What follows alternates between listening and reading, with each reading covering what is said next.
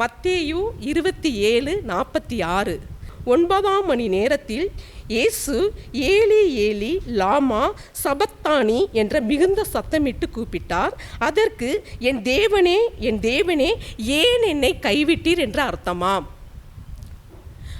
ஆண்டவர் சொல்கிறாரு, அநேக பாடுகளில் சிலுவையில் தொங்கிட்டு இருக்கும்போது அந்த உபத்திரவத்தில் ஆண்டவர் சொல்கிறாரு, என் தேவனே ஏன் என்னை கைவிட்டி. இயேசு சொல்லியிருக்காரு யோவானில் 10:30 நானும் பிதாவும் ஒன்றாக இருக்கிறோம் அப்படின்னு சொல்லியிருக்காரு. அப்புறம் ஏன் இந்த வார்த்தையை ஏன் என்னை கைவிட்டிருங்கிற வார்த்தையை ஏன் அந்த வார்த்தையை சொல்லணும் ஆண்டவர்?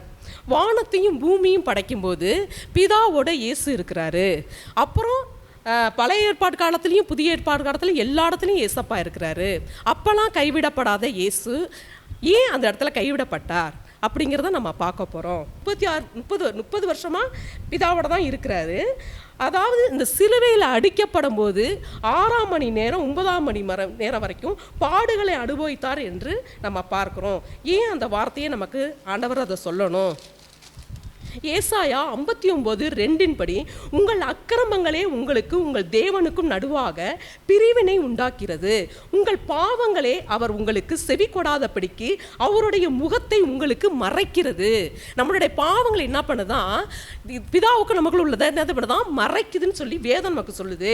நம்முடைய அக்கிரமம் பிதாவுடைய பிரிவினை உண்டு பண்ணுது, நம்முடைய பாவம் தான் பிதாவுடைய முகத்தை மறைக்குதுன்னு வசனம் தெளிவாக நமக்கு சொல்லுது. அக்கிரமம் பாவம் கிரமம் இதுக்கு என்ன வித்தியாசம் சொன்னால், பாவம் வேற அக்கிரமம் வேற. கிரமங்கிறது தான் உண்மை. கிரமம்னா என்ன? நம்ம செய்கிற ஒவ்வொரு அக்கிரமங்களுமே நம்ம தேவனை விட்டு நம்மளை என்ன ஆகுது, பின்வாங்கப்படுது. கிரமம்னா என்னன்னா ஒரு சின்ன சின்ன விஷயத்தை தேவனை விட்டு விலகிறது தான் நம்ம செய்கிற தப்பு. என்னன்னா பைபிள் படிக்கிறதுங்கிறது நமக்கு என்ன ஆண்டவர் சொல்லியிருக்காரு, கிரமம். தேவனுடைய வார்த்தையை நம்ம டெய்லியும் வார்த்தையை கேட்டுட்டு அடுத்த காரியங்களை செய்கிறதுங்கிறது நம்முடைய கிரமம். 2வது கீழ்ப்படுகிறதுங்க ஒரு கிரமம், விசுவாசம் எல்லாமே ஒரு கிரமம். இதெல்லாம் விட்டுட்டு நம்ம பாவம்னு சொல்லிட்டு வேற எதையும் நம்ம பார்த்துக்கிட்டு இருக்கோம். கிடையாது. சின்ன சின்ன தப்பு தான் நம்ம என்ன பண்ணுது, பெரிய விஷயங்களாக்கி நம்மளை தேவனை விட்டு நம்மளை பிரிக்குது. எப்பொழுது நம்ம கிரமத்தை மீறி நம்ம அக்கிரமத்துக்கு அக்கிரமம் என்ன ஆகுதுன்னா பில்டப் ஆகுது. அது என்ன ஆகுதுன்னா, சின்ன சின்ன காரியங்கள் தான் நம்மளோட பெரிய விஷயங்கள் தேவனை விட்டு நம்மளை பிரிக்குது. அதை ஃபஸ்ட்டு நம்ம அறிஞ்சுக்கணும். சரிங்களா? பிதாவும் இயேசு கிறிஸ்துவும் பிரிவினை பண்ணிக்கிறது நம்மளுடைய அக்கிரமம். நாம் செய்யும் ஒவ்வொரு அக்கிரமுமே பிதாவுடைய முகத்தை மறைக்குது. 6வது மணி நேரம் 9ஆம் மணி வரைக்கும் சூரியன் அதன் வெளிச்சத்தை கொடுக்கலையாம். ஏசப்பா தொங்கிக்கிட்டு இருக்கும்போது 6ஆம் மணி நேரம் 9ஆம் மணி வரைக்கும் என்ன பண்ணலையாம், சூரியன் வெளிச்சத்தை கொடுக்கலன்னு நம்ம பார்க்குறோம். அந்தகாரம் ஏற்பட்டுச்சுன்னு சொல்லி பார்க்குறோம். இயேசு யாருன்னா வெளிச்சம் அவர். சரிங்களா? சூரியன், நீதியின் சூரியன் சொல்லிட்டு நம்ம வேதத்தில் நம்ம வாசிக்கிறோம்.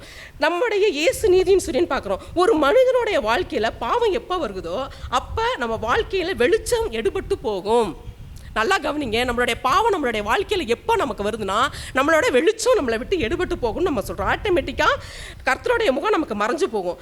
அப்போ நமக்கு அந்தகாரம் ஏற்படும். நம்ம செய்கிற சின்ன சின்ன பாவங்களுக்கு வெளிச்சம் அறியாத குருடர்களை போல நம்ம என்ன பண்ணுவோம், தடவி திரிவோம்னு சொல்லிட்டு நம்ம வேதத்தில் நம்ம பார்க்குறோம். மனித குலத்தோட மொத்த பாவத்தை என்ன பண்ணாராம், சுமந்து தீர்க்கிறார் அந்த இடத்துல. ஏன் அப்படி ஒரு காரியத்தை நம்ம ஏசப்பா செய்யணும்? ஏன்னா நம்ம மேலே வச்ச அவ்வளோ அன்பு, அந்த சிலுவையில் தொங்கும்போது நம்ம மேலே வச்ச மொத்த அன்பு. சரிங்களா? ஆனால் என்னன்னா, இந்த பாடுகள்லாம் எதற்காக நமக்கு மேலே வைத்த அன்பு என்னன்னா, நம்ம மேலே வச்ச அன்பு. சரிங்களா? அப்போ எசேக்கியேல் 18:20 என்ன சொல்லுதுன்னா, பாவம் செய்கிற ஆத்துமா சாகுன்னு சொல்லிட்டு சொல்லுது. பிதா என்ன பண்ணுறாரு, ஜனங்கள் அதிகமாக பாவம் செய்ய பிதா என்ன பண்ணுறாரு, நியாயாதிபதிகளை அனுப்புகிறாரு, தீர்க்கதரிசிகளை அனுப்புகிறாரு, ராஜாக்களை அனுப்புகிறாரு. என்ன பண்ண, இவங்களா எல்லாத்தையும் ஒவ்வொருத்தவங்களா சொல்லி நீங்கள் போய் சொல்லுங்கப்பா, ஜனங்களுடைய பாவம் அதிகமாகிருச்சு அப்படின்னு சொல்லிட்டு பராக்கிரமசாலிகளை அனுப்புகிறாரு, தேவனோட பேசுகிறவங்களை அனுப்புகிறாரு. ஆனால் எதிர்பார்க்குற பாவ மன்னிப்பை யாராலையும் கொடுக்க முடியல. ஜனங்களுடைய பாவ மன்னிப்பை இயேசுவால் மட்டும் கொடுக்க முடியும்னு உணர்ந்த பிதா என்ன பண்ணுறாரு, இயேசுவை இந்த உலகத்துக்கு விட்டு கொடுக்குறாரு.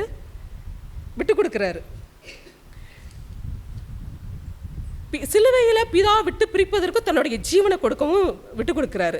1 பேதுரு 1:24 நம்மளை என்ன சொல்லுதுன்னா, நம்முடைய பாவங்களுக்கு செத்து நீதிக்கு பிழைத்திருக்க இருக்கும்படி அவர் தாமே தன்னுடைய சரீரத்தை தன்னுடைய பாவங்களை சிலுவையின் மேல் சுமந்தார், அவருடைய தழும்புகளால் நம்ம குணமாகிறோம்னு சொல்லிட்டு நம்ம பார்க்குறோம். பாவத்திற்கு செத்து நீதிக்கு பிழைக்கிறோம் நம்மளை பார்க்குறோம். அவருடைய சரீரங்களை நம்மளுடைய பாவங்களை நம்மளை ஏற்றுக்கொள்ளணும். நம்ம சரீரத்தில் நிறைய பாவங்களை விட முடியல. நம்ம சரீர அளவுலையும் சரி மனசாலையும் சரி நம்ம என்ன பண்ண முடியல, நிறைய பாவங்கள் இருக்கு. ஆண்டவர் சொல்றாரு, முதல்ல என்ன பண்றோம், நம்ம உட்கார்ந்து நீதிமான்கள் மாதிரி இன்னைக்கு சபையில நம்ம வந்து உட்கார்ந்து இருக்கலாம். ஆனா ஆண்டவர் என்ன தெரியுமா, உண்மையாலுமே நம்ம தான் மோசமானவங்க நான் சொல்லுவேன்.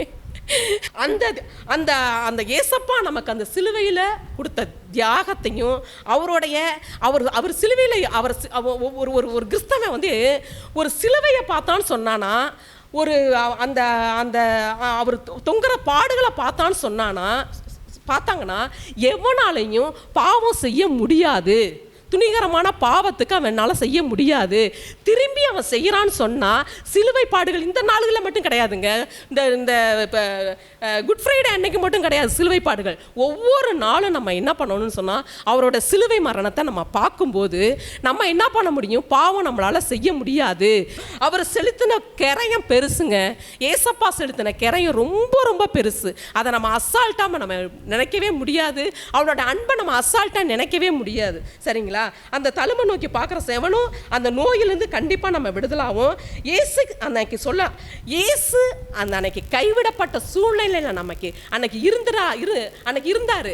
கைவிடப்பட்ட சூழ்நிலையில் இருந்த இயேசு அன்னைக்கு அவர் அந்த கைவிடப்பட்ட சூழ்நிலை இல்லைன்னு சொன்னால் ஒவ்வொருவரும் பிதாவை நோக்கி நம்ம என்ன பண்ணியிருப்போம்னா, ஆண்டவரே அவர் நம்ம என்ன பண்ணியிருப்போம், பிதாவே என்னை மன்னிச்சிருங்க என்னை மன்னிச்சிருங்க என்னை மன்னிச்சிருங்க நம்ம என்ன சொல்லிட்டு இருந்திருப்போம். ஒவ்வொரு நாளைக்கு நம்ம பிதாவிட்ட மன்றாடுகிறவர்களாய் நம்ம இருந்திருப்போம். இதெல்லாம் நம்ம பண்ண வேணாம். நம்மளுடைய ஆத்மா நம்ம ரட்சிக்கப்படணும், நம்ம நல்லா இருக்கணும் அப்படிங்கிறதுக்காக ஏசப்பா என்ன பண்ணப்பட்டார், அந்த நாளில் கைவிடப்பட்டவராய் அந்த நாளில் ஏசப்பா இருந்தார். பிதாவனால கைவிடப்பட்டவராய் இன்றைக்கு நம்ம அந்த நாளில் ஏசப்பா இருந்தார்னு சொல்லிட்டு நம்ம பார்க்குறோம். ஏசப்பா நமக்காக கைவிடப்பட்டார், நமக்காக அடிக்கப்பட்டார், நமக்காக ரத்தம் சிந்தினார். எல்லாமே ஓகே தான். நீங்கள் ஏசப்பாவுக்கு நீங்கள் என்ன செய்ய போறீங்க? ஆண்டவர் அதை தான் கேட்குறார். நீ எனக்காக என்ன செய்ய போற?